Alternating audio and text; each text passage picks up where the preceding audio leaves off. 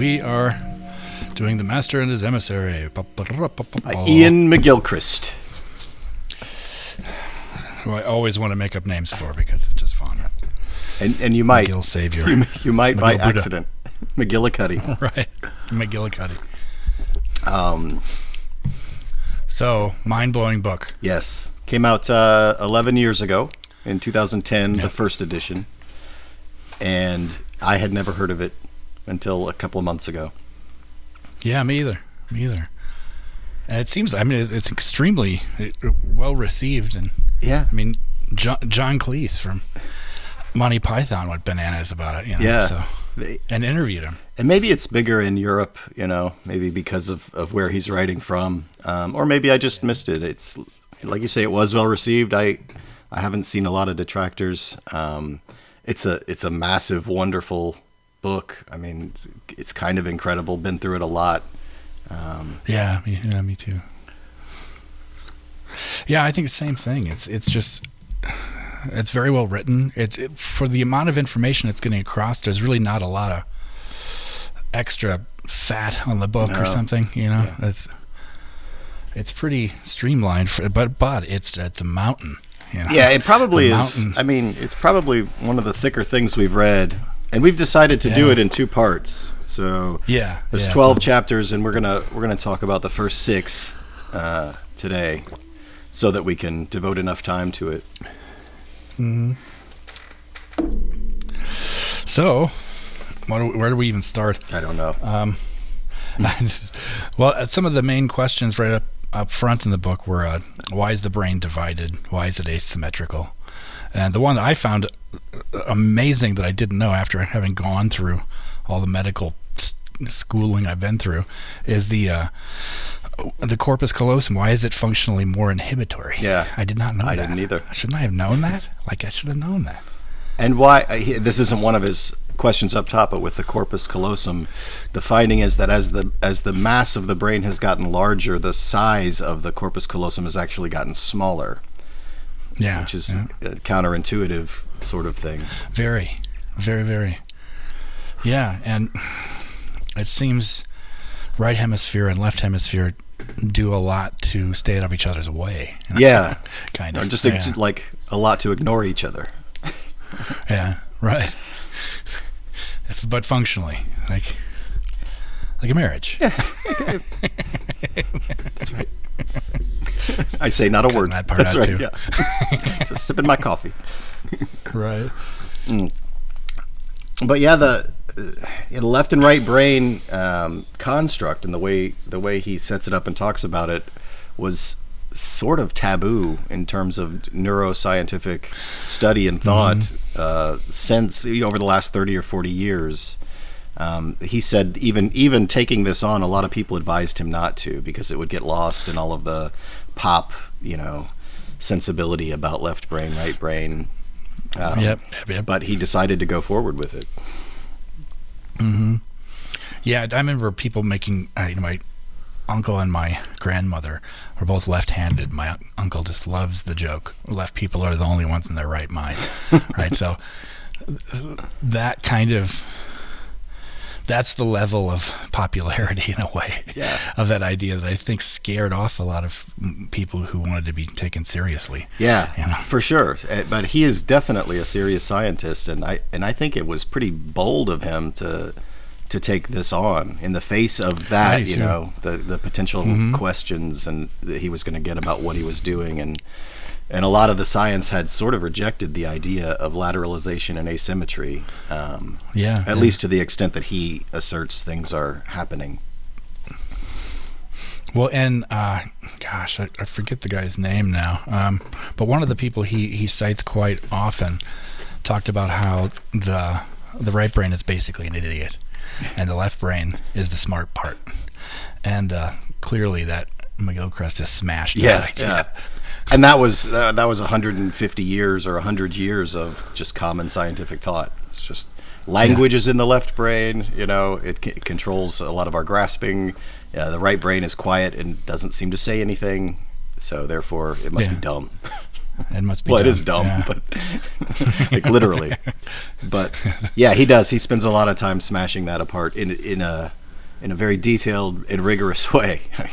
Like you get to the end of it, and yep, I think I believe you. Yeah.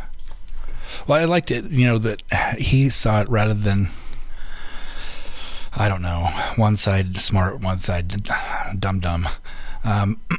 More as like the left hemisphere kind of it focuses on the what of things, and the right on the how. Yeah. So the right gets context, while the left builds a model of the world and tries to functionally come up with solutions to worldly problems that it can run programs on, basically. Yeah, and an abstraction is a big part of that. So it the idea of defining and categorizing concepts and then putting them together, building them into, like you say, like programs or models of the world seems to be its MO.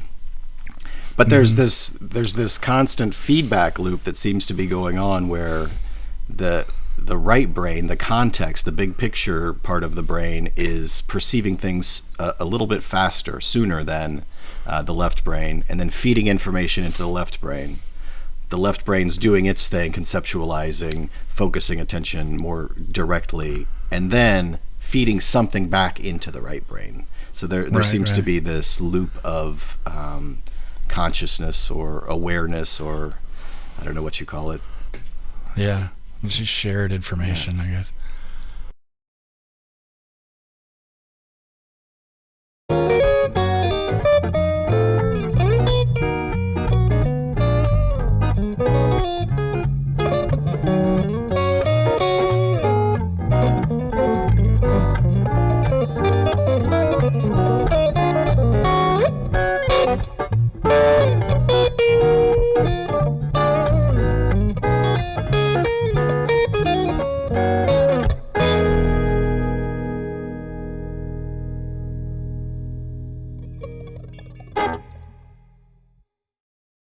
So some technical challenges today.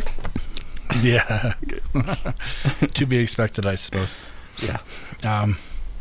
But yeah, we were, so the right hemisphere and is really where our conception of context comes from. That's what we were. Right. Like I feel like the right hemisphere is looking over the left hemisphere's shoulder, going, "Don't forget about context." Yeah. Right? Yeah. So. And the left hemisphere is really focused on a task, on some, like it's what's in your sight. It's the task you're trying to do. The example I keep coming back to is the bird that is pecking out a piece of corn from the grass around it. Like it is perceiving that it's food with the left hemisphere, right eye. So yeah. Yeah. Wow. All kinds of weird technical things today. My computer's doing crazy shit. Okay. Anyway. So yeah. And then there, he was also talking about how the right hemisphere is involved in 4 out of 5 of the types of attention that he lists. Right. So that's what you were just saying about the burden. Like focused attention is the left hemisphere's thing. Yeah. But then it was vigilance, sustained attention, alertness, and divided attention are all right hemisphere. Yeah. Right hemisphere. So they're interesting distinctions, and I guess that they're scientifically based. We're able to observe these different types of attention. So vigilance, I assume, is just kind of being aware of the 360-degree view around you and what's happening, whereas sustained attention is something that's going to take longer than going in and picking out a piece of corn. It's gonna be something that's going to require some stamina. But the fact that 4 of those types of attention are related to the right hemisphere, I think, is interesting. Yeah, very. It tells you how much work the brain is doing somewhere to understand what's happening in the background. Yeah, and obviously, is one way in which he kind of, I don't know how to say it, pops the balloon of the idea that the right hemisphere is stupid and the left hemisphere is the smart one. Right. Yes. At least in this case, in the case of attention, it's working 4 times as hard, or Right. in a more complex way. Fourfold. Right. And there were a couple key points you wanted to hit, I think. Right. Yeah. Yeah. So there are. One of them has to do with attention. What McGilchrist writes in a couple of different places in the book is that he's talking about external reality and then our attention, or the attention that anything places on anything. And he asserts, or he just kind of casually says, that we are partners in creation of the external world. Meaning, the implication is pretty clearly the external world isn't something that just sits out there that we kind of bump into the walls of it and we perceive it in certain ways, but it's more that there's something in between that external reality and our perceptions of it, like halfway, where we meet the external world and where we actually play a part in creating it and changing it. And I grapple with it, but I don't really understand it. It's just not the scientific model that I've always had in my mind, which is we might not know what it is that's out there, but it's something out there that we can all independently understand. Mm-hmm. But he's saying no, it's something that changes, and that we change, and that everything has a role in changing. I never got very clear on that, to be honest. In you know what I mean? My understanding of exactly what it was he was saying. It gets the parameters of that idea seem to get very fuzzy very fast to me. Yeah, me too. But the way that he says it, it's like just a sentence or two, almost like it's a known fact, Right. And it's kind of funny because, as we were saying earlier, with him being, pretty courageous to take on this idea because it becomes so pop psychology oriented, the lateralization thing. Yeah. He also, in this instance, is kind of flirting with the quantum woo, like. Yeah. The whole like quantum eraser type stuff, and Yeah. And that might be sort of the point he's making, is if you do ask yourself what reality is on a scientific level, you come down to atoms, and then quarks, and then vibrations, and so on, and maybe strings, whatever it is. Mm-hmm. But one of the things he says, which is compelling, is that that these are all just mental constructs. It's not like just because you've described a lower level of detail that you actually have a better understanding of it. Mm-hmm. And maybe that's kind of the point, is our left hemisphere, our left brain, puts us in such a scientific frame of mind that we think the better we define reality, the more correct we are. But that, but it's just a model. It's just this abstraction of the left brain. So exactly, it doesn't like when you talk about the spin on quarks, like there's a property of quarks called spin. I don't know what the hell that means. Like, is it actually spinning, or is it just a kind of a mathematical number you need to make the science and the math kind of fit together? That's what I thought. That's what I've always thought. It's more of a mathematical construct. Because isn't it like the spin doesn't spin at like a 360 type fashion? It's 720. So and one's an up spin and one's a down spin. Right. And then the strange quark, my personal favorite. Yeah. So maybe there's an idea there that there isn't reality.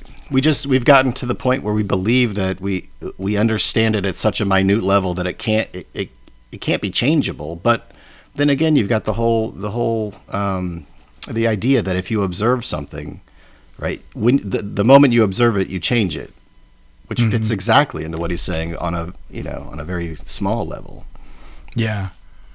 I can't. Maybe it's because with any type of discussion about quantum mechanics and the observer's observations affecting what's actually coming into reality, and then the whole wave function collapses it, and you end up with this one single representation of whatever. I can if it's unbelievably small and outside of any type of like field of definition for me. I can kind of go with it, but the moment you start talking about that being on a macro scale, it's like, I don't know if that's what I guess that's what he's saying. And I don't even know. Yeah, he's not not go there. Yeah, he's not. I don't think he's even connecting these dots like you and I are. But I'm trying to because of how casual he was about it. Like the way he's written this book, I would have expected him to devote a section to this idea and talk in detail about it. But because he is so thorough about almost everything he writes about. But I just got stuck on this one idea. It doesn't detract from the overall thesis of the book, but it's something that I just wanted to bounce off you and see if you... I wouldn't be surprised if he got stuck on the idea as well and then just realized, okay, I'm not going to be solving this anytime soon. Here's idea, flirt with the idea, but done. Yeah, it could be.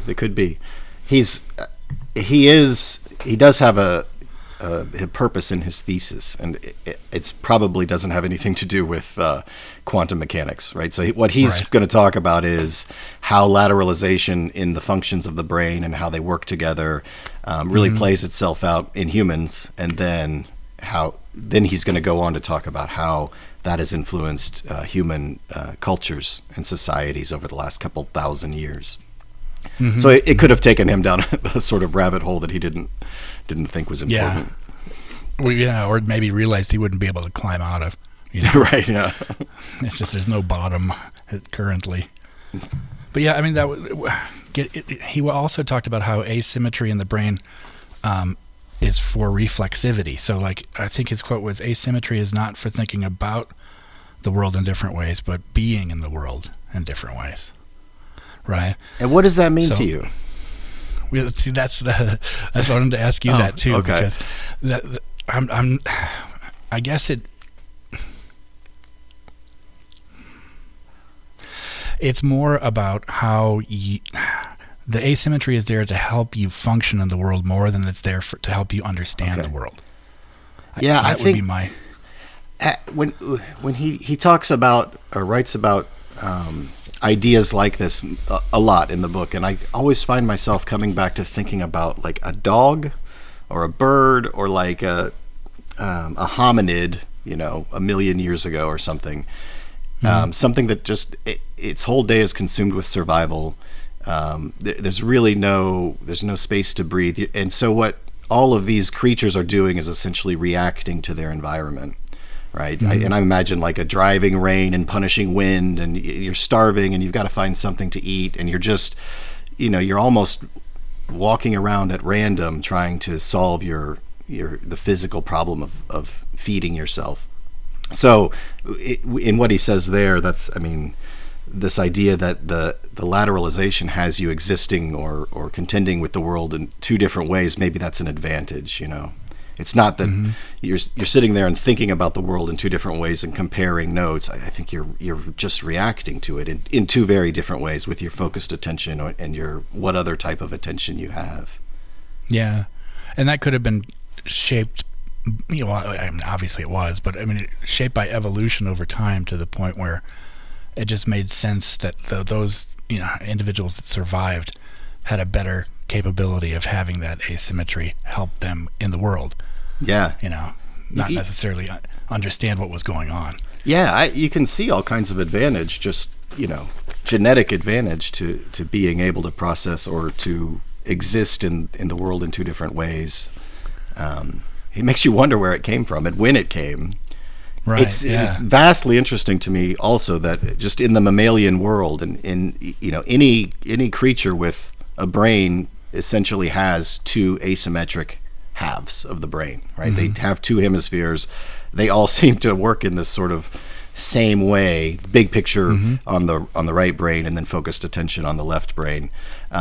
Which is amazing when you're talking about like frogs and you're talking about birds. I think he even says at one point there's an experimental result where a fish, is shown to express this lateralization, but because the fish evidently if it bounces its snout off of a certain button, right, it fulfills a task. So we were just talking about the genetic advantage, right, to maybe having this asymmetry of function in the brain, but it seems to be there going back a long way to a shared common ancestor. Yeah, part of like the fundamental programming or something. Yeah. Yeah. Well, yeah. I wonder, and to a degree, if to some extent you'd have to have that in having, even just the way you see the world, having two eyes, like that's what's going to give you depth of field. Yeah. I wonder if having two hemispheres in the brain gives you kind of depth of thought or something. I totally, sure. I wrote a note on that too. So it's this idea between monovision and stereoscopic vision. So he spends a lot of time talking about birds, and the lateralization of their brains and parallels to humans. But the fact is, birds have monoscopic vision. So it's basically the field of vision is completely divided because the eyes are on the side of the head. So you have to wonder what that means. So maybe there's two functions, and maybe they're pretty much independent. And he suggests as much. But then once they start to overlap and your field of vision becomes stereoscopic, then there's this, like you say, it raises questions about like how do the fields of vision work together? How does that play out in the asymmetry of the brain and the lateralization of functions? Just interesting. Yeah. It's well, again, like that. I was kind of just intimidated to even talk about this book because there's so much to talk about. It's like just whoa, where do you even begin? But I know, and I read it for like a month, and I've talked to a lot of people about it, and I feel like it's very difficult to articulate what I'm thinking, or what I'm reading, and so that's also daunting to me. As I don't mind sounding like an idiot when I talk about it, but I just what I really want is just to get to a place where I can understand it better. Yeah, me too. Yeah. So we got Oh, go ahead. I was going to say it's pretty humbling, and I can't imagine. Well, I mean, for him, I think it's why it took him so long to write. Yeah. What he's articulating has, it's a jewel with 10,000 facets on it or something that he managed to polish up pretty well. Yeah. So. Yeah, the writing's beautiful and clear, and I think I can imagine a book like this would just wash over me, and I would not understand it if it weren't as clearly written as this. So, I mean, I think it's a great introduction into the topic to get the conversation started on these questions. Yeah. There was another big concept in here that he spent some time on, which is ontogeny recapitulates phylogeny. Okay, so what that means, ontogeny really refers to the development of a creature, a human being, an animal, anything really. It's the course it goes through in development throughout its life. That's ontogeny, and phylogeny is the development of a species through natural selection.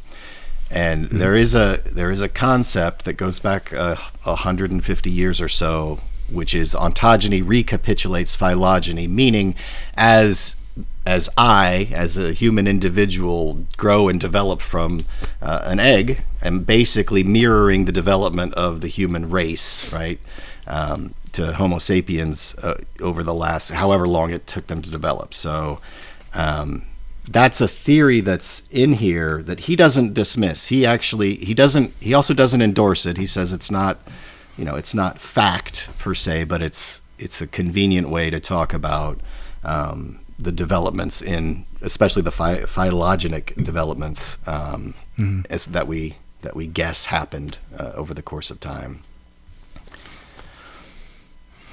How did any of that hit you? Yeah, I mean, it's kind of like the parallels in the way an individual grows with the way the species grows, essentially.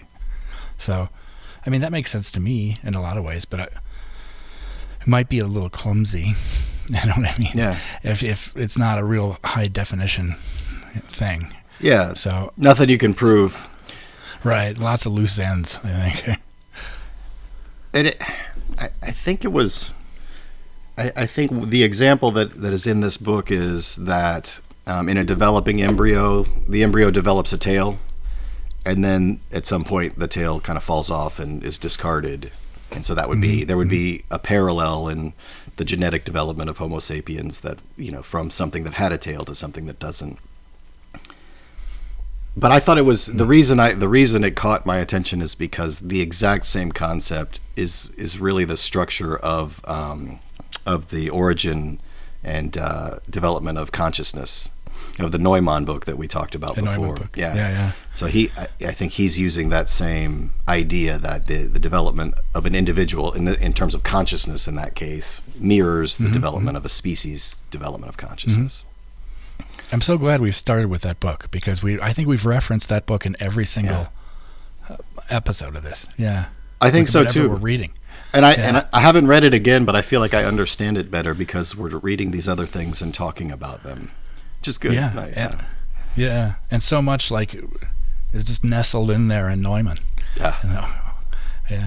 Origins and History of Consciousness. If anybody wants to check it out. Yeah.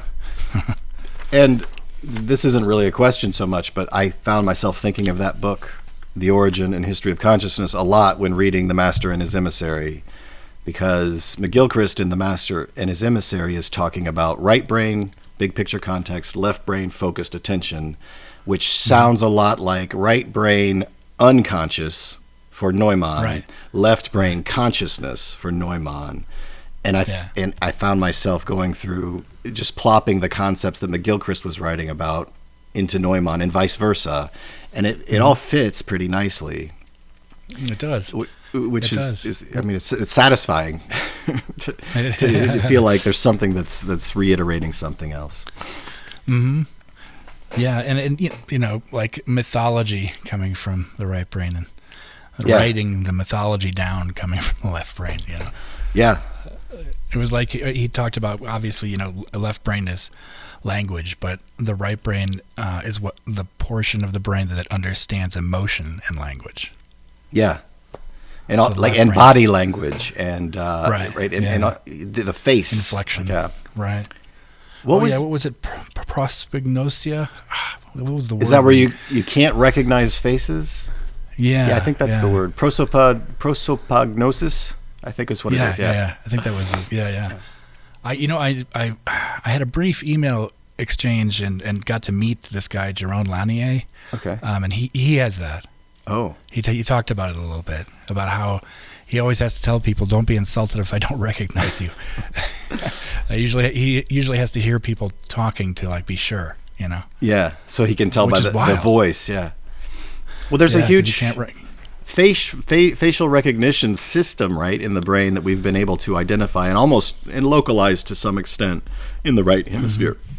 Right, it's responsible for a person's ability to discriminate faces, which we're typically very good at. Although it's got to be arranged, right? So if you've talked to somebody who has this prosopagnosis, right, that's got to be one extreme, but I'm sure there's I think I'm in the middle ground. I think I forget faces, pretty easily. Oh, yeah. So my facility for that might not be as well developed. I remember faces pretty well, but one thing I constantly forget is I don't seem to hold on to is color. Okay. I'll be fine recognizing color when I see it, but if somebody asks me about, oh, did you see John's car, which one? And they're like, the red one. And I have to think I don't know which one was red. Right. I thought it was blue. If you asked me, I would have said I have the same thing, Jason. I don't remember. And mine's more than just color. It's visual stuff in general. Oh wow. Yeah. My wife's 100% the opposite. So she remembers she'll remember the color and the visuals of every scene. It's almost to a point of pain or constant distraction, right. Yeah. So I don't know what that means. I can remember sounds pretty well, like long strings of stuff, but larger pieces of music and everything. But I'm not too good with the visual stuff either. That's why I'm constantly losing keys and glasses. Right. Forgetfulness. It's a kind of a side note to the book is I found myself evaluating myself a lot. I'm okay, where do I tend this way, that way? I almost wish there were some kind of test you could take, like an IQ type test, but just to find out the extent of your lateralization for certain tasks. I don't even know why I want to know, but I found it all fascinating. Oh yeah, it'd be interesting. It'd be really interesting. Yeah, I couldn't help but have times when I'd like, just think, okay, left brain. Right. I can feel my right brain doing this. Yeah. Okay, no, I can't. Totally. I was on many a walk flapping my arm around like, right, yeah. Do I control this or do I not? When? Right. Yeah. Yeah, it's funny. I've got another. Do you have any other big thoughts or questions? There's something important I want to get into, but I want to. Yeah, no, go ahead. Okay, because it might take a while. So. Yeah. So in the Master and His Emissary, there is a chapter 3, and it's devoted to language in humans, well, language in general, and music. The connections between language and music, and it's not in the title, but also he connects it to grasping functionality, particularly the grasping functionality that the left hemisphere controls with the right hand. So to me, if I had only read that chapter, I would have been completely satisfied with the book. It's so very interesting what he says about the development of language and its connection to music. It's completely innovative and unique. I've never heard arguments about this to any great extent. And he really, I just feel like he's probably bowling through decades or hundreds of years of standard thought and just pushing them to the side. And I think he's extremely compelling in this chapter. And it really, to me, it was the best part of the first part of the book. Oh, definitely. Yeah, for me too. Yeah. I mean, kind of somewhat obvious, I guess. Plus, it was also kind of refreshing to have a chapter that wasn't anywhere near as long as the second one. The second one is like, oh my God, this is a book. What was so great about that, Jason, was he at the beginning of chapter 2, he apologized for it in advance. He's like, hey, this is going to be just a whale of a chapter, and I'm sorry, but I don't want to. I don't want to break it up into little pieces because that's such a left brain way to understand this concept. So I'm just going to leave it. So you're right, though. It was a slog. Oh yeah, it went on. Yeah, but yeah, I love the fact that he did a kind of like disclaimer. Buckle in. It's going to be a while. Yeah. So then you get to chapter 3, and it's just it. So if there are a few things in it that I found completely convincing and novel and kind of fresh ideas. One of them is that language is not the driver of asymmetry in certain parts of the left hemisphere. So for a long time, it's been known that, I think it's Broca's area, I can't remember the names, but certain areas that are responsible for language in the left hemisphere, it's just been Broca and Wernicke. Yeah, it's just been assumed that those areas came about because of the development of language, right? So language developed, it needed more processing power, so it grabbed it as the species developed. Also, he puts tool making, right? So when humans start making tools, they start doing it predominantly with their right hand, which is controlled by the left hemisphere. Therefore, there's an advantage to grabbing more area for this grasping or speaking. So that's kind of the standard argument, but McGilchrist flips it on its head. He's asserting that language developed maybe because there was something there was some more computing power, but it wasn't language that caused it. And in fact, it was probably that processing power was probably available much, much earlier than language even developed. And then he goes on to assert that music would have come before language, some sort of musical communication before the development of something that we think of more as speech. It makes perfect sense to me. I mean, just you could communicate with pitch. I mean, you can. That's why when somebody asks a question, their voice tends to raise at the end. Yeah. What do you mean? Right. Exactly. Yeah. You never say, "Do you mind if I ask you a question?" It just doesn't work that way. It would be like, "What's wrong with you?" Yeah. Yeah, there is so much pitch in just our everyday speech. We don't even really think about it. It's probably like body language where we're picking up clues from it, but we're not even. It's not like we practice it, Yeah. And there's. Oh, go ahead. Do you remember that there's a Chinese? It's not Mandarin and it's not Cantonese, but there's a Chinese language I don't remember it, but it's extremely pitch oriented. Like you can change the nature of what you're saying by the pitch you say it at. Yeah. And people in that culture, there's much higher occurrence of perfect pitch in that culture relative to others, which is fascinating. Right. So pitch plays a bigger part. Presumably, you're developing your language skills from the time you're born, and that can lead itself to this. Wow. Yeah. To sensitivity and pitch memory. Yeah. Basically is what. Yeah. I don't know for sure, but I'm pretty sure Cantonese and Mandarin both. Well, I know that they're pitch oriented to a certain extent, maybe not to what the extent you're talking about, but so they'll have like 5 syllables that convey 5 different concepts. I couldn't give you an example, but and when I know that when students learn like Cantonese, for example, they'll learn the 5 syllables and how to say them, but they have a hard time. And it's not taught in terms of the inflections of pitch. It's taught in terms of like stresses, I think. So it's just even hard to translate that system into somebody who hasn't grown up in a system that's so explicit about or maybe implicit about the role of pitch. And just another example along those veins is that it's thought that ancient Greek, at least that language specifically, developed more out of a tonal system than out of a system of stresses and emphasis.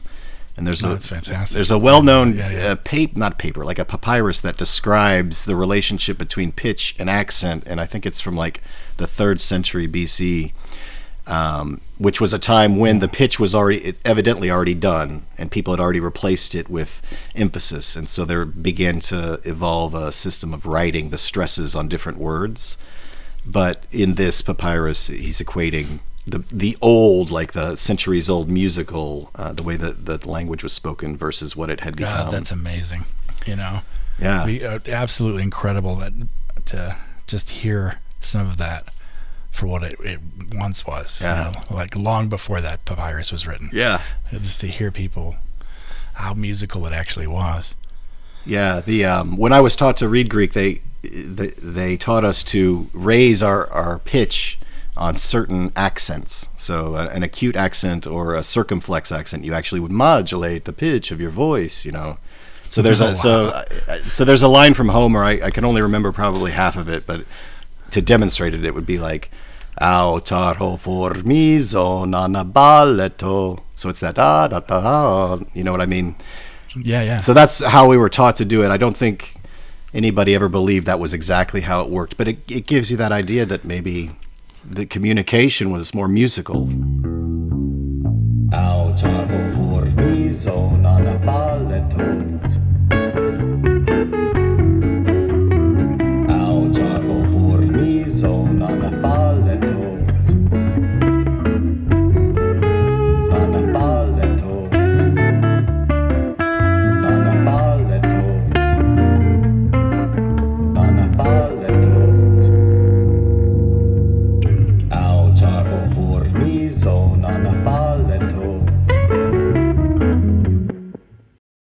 And there's all this stuff from Pythagoras around, just after this time period, and maybe cult-wise during this time period, where Pythagoras had what's called a cult, a religion sort of, but it really revolved around harmony and the relationship but with the intervals, right? So they knew the 5th and they knew the 4th, and they had ideas about how strong those intervals were and what they meant philosophically. Wow. Yeah. And that's a whole different tuning system as well. The just intonation, everything deriving from a fundamental pitch. What does that mean? I don't know what you mean. Oh, okay. In modern, around the time of Bach, that's why it was called the well-tempered clavier. His books of piano pieces in each key. We work with what's called equal temperament. So all of the half steps are more or less, exactly apart from each other, a certain distance. Before that, and definitely in the time of Pythagoras, they would have used just intonation, which is all derived from the fundamental pitch. So everything relates to the key note, right? Like say if it's in C. Yeah. then all of the different notes above that relate to C in terms of their distance from C and the way they resonate with each other. So if you were to then try to modulate to whatever, something funky, to F sharp, right, the farthest you can go, you couldn't do it, like, because all of those pitches that are now in F sharp would be still fundamentally based on C, right? And it just sounds like shit, you know? Yeah.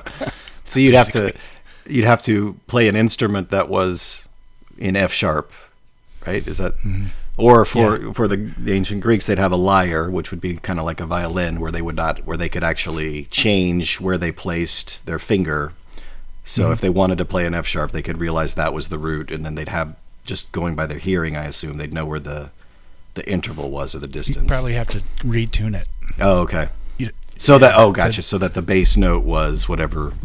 Right, and then everything relates to it. Wow. Yeah. That's interesting. Yeah. Thirds sound way better in just intonation. Do they? By the way. They do. Yeah, because you probably make compromises so you can have the versatility to play in different keys. Mm-hmm. Yeah. And I've always loved the fact that in blues, you know, the thirds are blurred. You know, you can often end up with like this kind of flat third, natural third sound. You know, I don't want to bother, but anyway, it just so all of the little blue notes that people talk about, like the stuff that Gershwin kind of capitalized on in Rhapsody in Blue, a lot of those just remind me of the fuzziness between the different tuning systems in a way. That's cool. Well, you'll have to drop something in here, like play something and like drop. Yeah, that'd be great. Yeah. One other thing I was thinking of, just talking about the development of language and music, is that it's, you know, poetry developed before prose in terms of literature.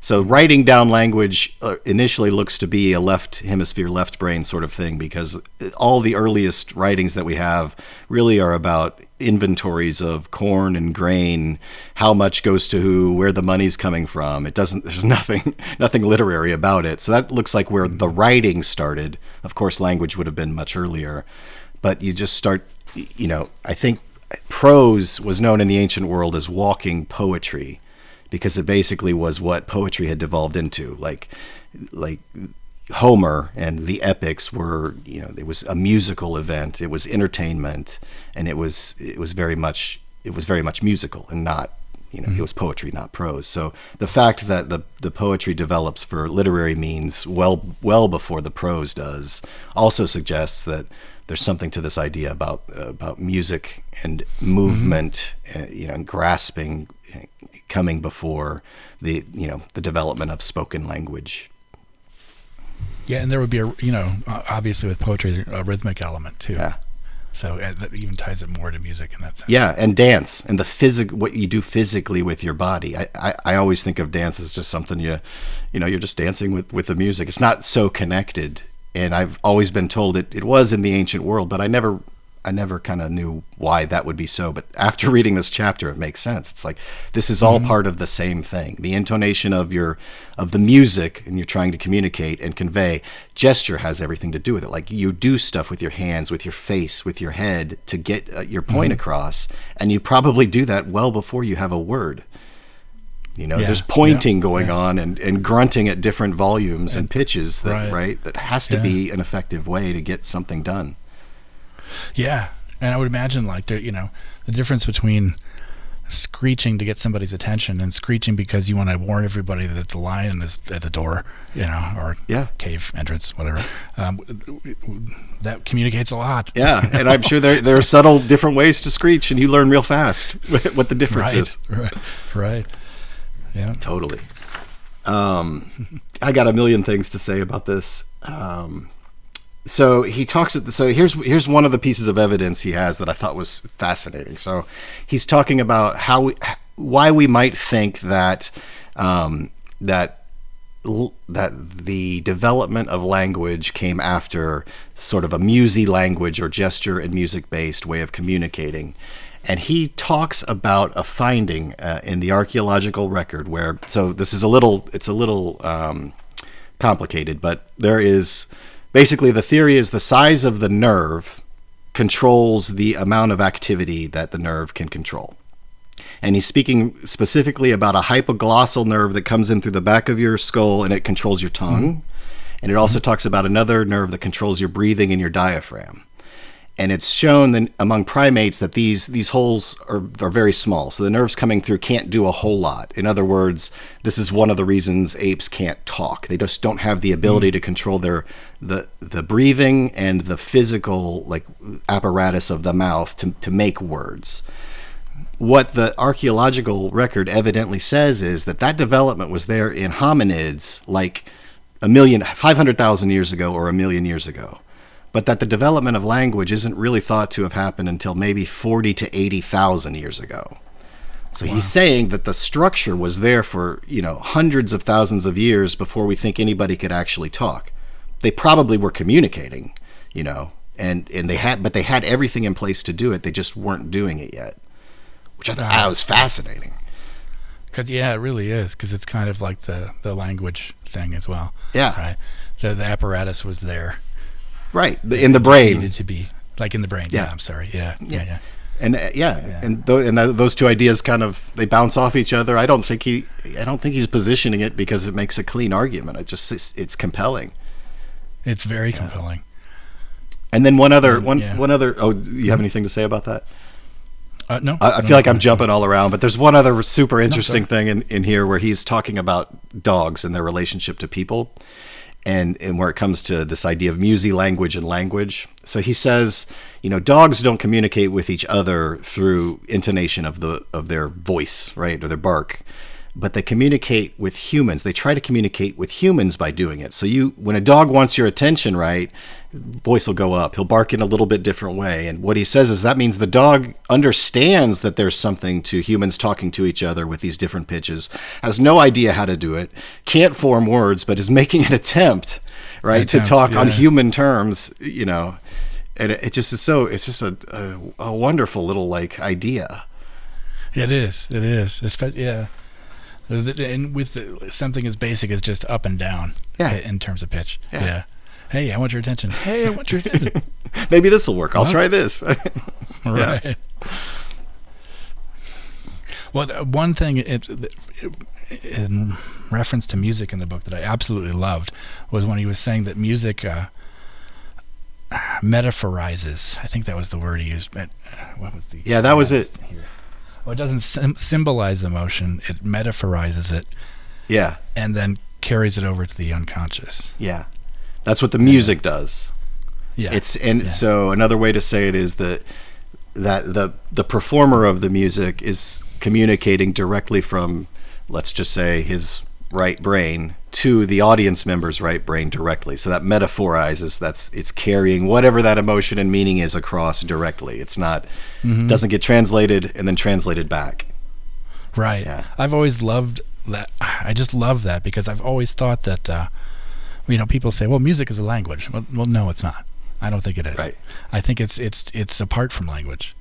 It's outside of it, Maybe language eventually evolved from music, like we're saying, but music really is something different fundamentally. As far as I'm concerned. Yeah, no, I had to stop because when you said music is not a language, I was on the other end of the spectrum thinking music is a form of communication. And when you said music is not a language, I was thinking you were saying music is not a communicate. You know what I mean? Like we were even saying just a minute ago was that language is a kind of communication, but there's a different, broader, older kind of communication. So music would be equivalent to that. Yeah. And it kind of comes out of that, like the mist of history or something. Yeah. It's kind of like, again, with the Neumann book, once you go far enough back, things just get kind of fuzzy. Yeah. But the way it makes sense to me that, I don't know, that's where, you go when you think of mythology and when you think of just extremely abstract thoughts that's, ceased to, at some point, have any type of buoyed connection, to music, to language. Yeah. So, if that makes sense. Yeah, it does. It does make sense. That's something I've always struggled with too. Is with mythology. I've always thought of it as kind of like fun stories to tell. But it's becoming more obvious to me that there's something much more significant about the mythology that gets handed down. Because before you had ways of writing things down or recording history or telling stories. That's all you had was maybe in some sort of musical performance conveying important concepts, the things that you thought were worthy of remembering as a culture. If that's true, then the mythologies that come down from anywhere have this significance, at least to some extent, like tied up in them. Oh, definitely. And I think a lot of the idea of it being tied to music in another way, and dance in particular, the telling of stories, and when it was done completely before any kind of written language, a great way to remember stuff is to remember stuff spatially. So if you tie things to like specific motions of your body in space, then maybe you're able to remember larger and larger chunks of detail in terms of the story. Right. Yeah. So like kind of like people would memorize Homer, right? And that's just what, I can't even fathom that. But if you have these really, not as ornately remembered, let's say, as remembering Homer, but if you have stories that have gone, generation after generation after generation, and the way of telling them involves all these different motions and in intonations and whatever, probably helped you to recall everything. Yeah. And I think you can fathom memorizing Homer, because I think those elements that you just mentioned were all there. It was a performance of music, and with the benefit of surely some kind of physical movement to help with remembering. And remember, it's all laden with these phrases that repeat again and again, these epithets. And the rhythm is very strong. So you've memorized long pieces of music before, I'm sure. I don't think it would be that much different. Now, it would have to be somebody at a super expert level, like somebody with a ton of experience. And Homer probably was that kind of, he's sort of mythical, but there probably was somebody who was just so good at this that he drew an audience and traveled all around, and his name got attached to these epics. Yeah. But your main point, I agree with, and hadn't thought of it quite in that way, which is the movement itself can help be a cue, like the intonation, like the musical part of what you're trying to communicate, which again, it helps to explain dance, right, and its association. This is just a weird little aside here, but I was at one point playing a piece of my own that I was rehearsing with this group, and the drummer and I just practiced the hell out of it to get it right. Just practice. And we were in rehearsal with everybody, because I knew that he and I had to be totally solid for everybody to hold on, just because it was constant meter changes, and some tempo changes too, but mostly it was just meters constantly rolling around. And he and I got to the point where we were playing through it, and we were talking to each other while we were playing it. Yeah, and everybody in the band was like, "What the hell? How are you doing that?" And I didn't even realize I was doing it. I was just like, "Should we do this here? Should we do you want to get something to eat after this or something?" These crazy meters are just like boom, boom, boom.